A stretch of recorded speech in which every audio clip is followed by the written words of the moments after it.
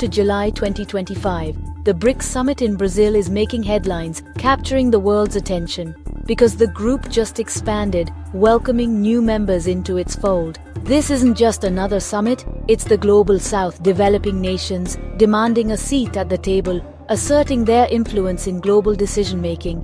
BRICS is challenging the old world order, pushing for new rules and more influence, advocating for a more equitable and balanced global system. They're tackling issues from climate change to global health, and even how the internet is governed, seeking to shape the digital landscape. Imagine the world as a high school cafeteria. BRICS is the new, bigger table, setting its own menu and inviting others, forging new partnerships and alliances. What happens here could affect your gas prices, your tech, and how global crises are managed, influencing international responses to emergencies. BRICS is now a movement, a force trying to reshape the world order, aiming for a more multipolar and inclusive global landscape. It's ambitious, controversial, and impossible to ignore. Whether their new house stands or falls will impact us all. This summit is a turning point, and you've got a front row seat.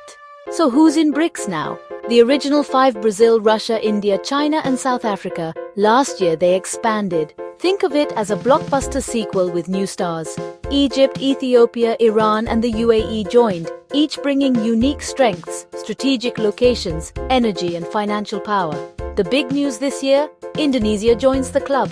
Indonesia is Southeast Asia's giant, fourth most populous, a major economy, and a regional leader. Adding Indonesia gives BRICS a powerful foothold in Southeast Asia. Now, it's a 10-member bloc, BRICS Plus. This expansion is strategic, uniting diverse nations from Africa, Asia, South America, and the Middle East. BRICS is no longer just a handful of emerging markets, it's a true coalition of the Global South. Together, they represent a massive slice of humanity and a growing global influence. BRICS didn't keep the summit exclusive. They invited key partner countries, turning it into a global gathering. The guest list? Argentina and Chile from Latin America, Nigeria and Senegal from Africa, Kazakhstan, Thailand and Vietnam from Asia, Saudi Arabia and Turkey from the Middle East. Each invitee brings economic clout, regional influence, or strategic location. This isn't random, it's about building alliances and amplifying the Global South's voice. By inviting these nations, BRICS is creating a forum for countries often overlooked by the West. It's a massive networking event for developing nations. The summit is now a nucleus for a much larger coalition seeking a more balanced world. The summit's theme? A phrase that encapsulates their ambitions and goals, strengthening Global South cooperation for a more inclusive and sustainable governance. It's a powerful statement, loaded with meaning. It's more than a slogan, it's a mission to shift global power, a deliberate effort to redefine the international landscape. Global South means developing countries in, but what does that really encompass? Africa, Asia, regions brimming with potential and facing unique challenges. And Latin America, each with its own rich history and aspirations. Often sidelined by Western decisions, their voices unheard in the corridors of power. BRICS wants these nations to work together, to forge stronger bonds and alliances, trading, investing, building economic bridges between themselves, and supporting each other, creating a network of mutual benefit and growth. The goal: self-reliance, a future where they control their own destinies, not dependence on old powers, breaking free from historical constraints. Inclusive governance is a direct challenge, a call for a more equitable world order. To institutions like the UN and IMF, the gatekeepers of global finance and diplomacy, which are dominated by a few countries, perpetuating an imbalance of power. BRICS demands reforms, fundamental changes to the way these institutions operate. More seats, more votes, a greater voice in the decisions that affect them. More say for developing nations, ensuring their perspectives are heard and valued. Sustainable governance means tackling the pressing issues of our time. Climate change, pandemics, and poverty, the interconnected challenges that threaten global stability, with solutions that don't cripple developing economies, ensuring a just and equitable transition. They argue the current system isn't solving these problems, and in some cases it's making them worse. BRICS wants a world where influence matches today's realities, a reflection of the shifting global landscape. not history, moving beyond the legacies of colonialism and outdated power structures. It's about making sure the planet and its people have a future, a sustainable and prosperous one for all. The message clear and unwavering. The Global South wants a bigger role in shaping the world, a seat at the table where decisions are made, and they're taking action to make it happen, challenging the status quo and forging a new path forward. Day 1 was all business, power, money, and the future. Leaders tackled peace, security, and especially UN reform, arguing the Security Council is outdated and unrepresentative. They pushed for more seats for Africa and Latin America, demanding a council that reflects today's world.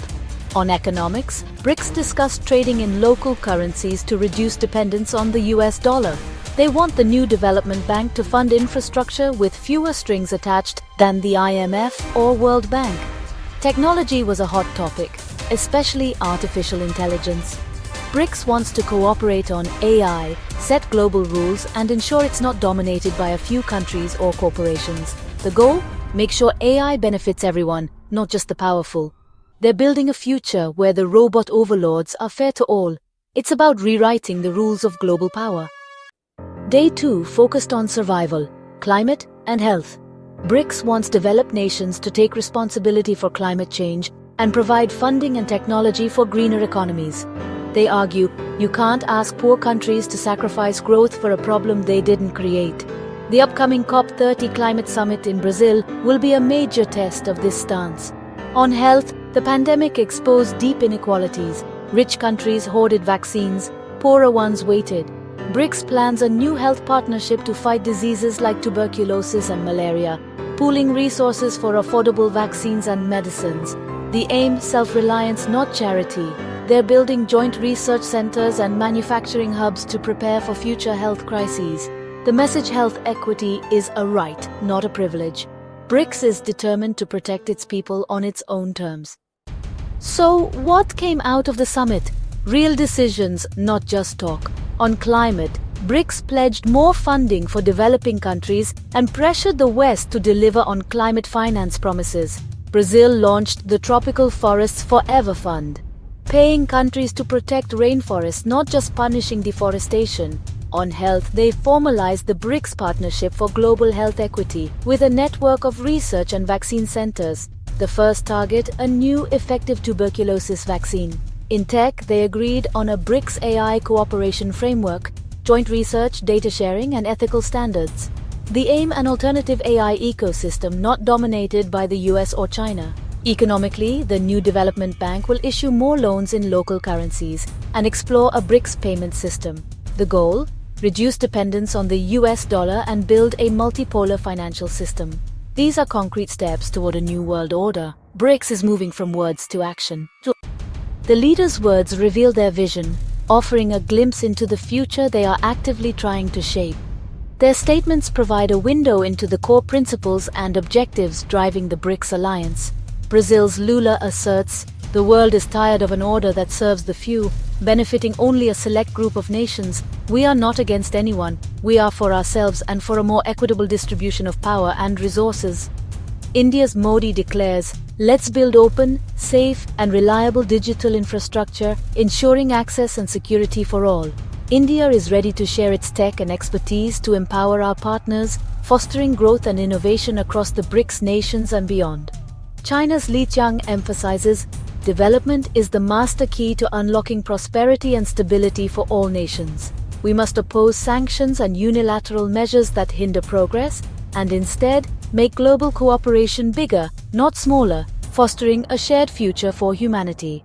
South Africa's Ramaphosa argues, "Africa's fate has too often been decided without Africans having a meaningful voice.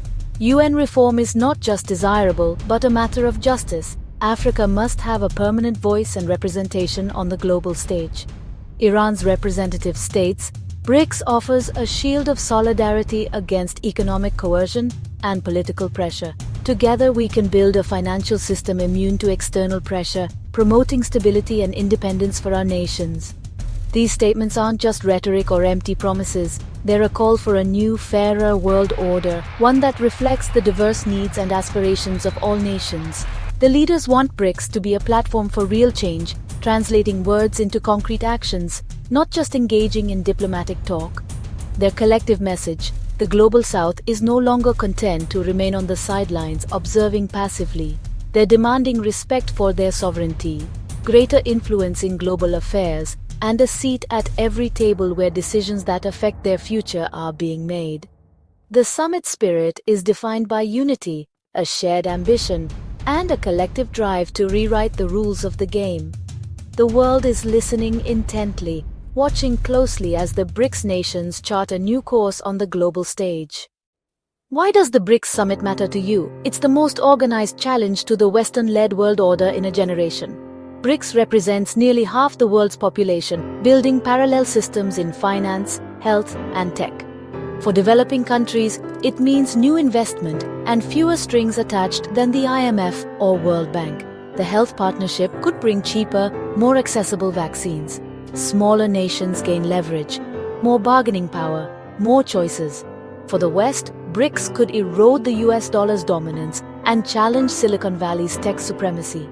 This competition could mean better products and more ethical standards, but also new tensions. The world is shifting from one center of power to many. It's messy, but it could be fairer and more inclusive. BRICS is building a new table and inviting others to join. The question isn't if this new order will exist, but how the world will engage with it. The future is being built right now.